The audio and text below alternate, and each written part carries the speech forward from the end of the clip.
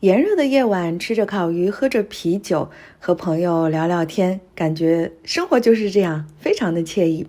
所以今天懒妹儿就要跟你分享家庭版烤鱼的做法。我选用的是鲈鱼，一呢是因为它的刺儿比较少，二是鱼肉煮久了也不会太碎。鲈鱼洗干净之后，从鱼的背部将鱼劈开。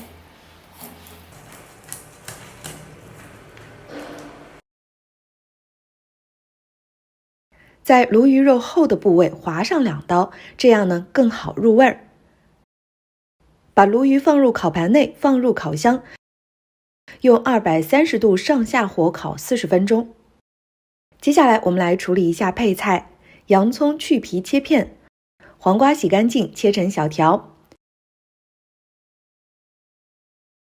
削去土豆的外皮，洗干净之后切成条状。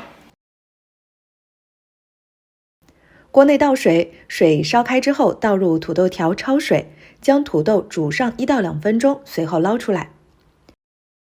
另起锅，倒油加热，放入大蒜粒和生姜粒，等蒜粒出香味之后，放入2小勺的郫县豆瓣酱，炒出红油。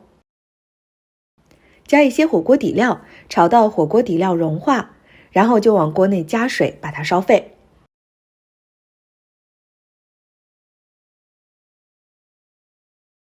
将洋葱、黄瓜和土豆铺在锅底，鱼肉烤到熟透了，表面有点脆，就可以取出来了。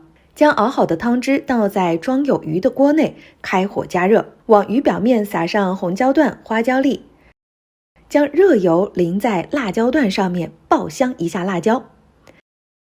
最后撒上一点小葱末和白芝麻，这锅烤鱼就做好啦。做法是不是很简单呢？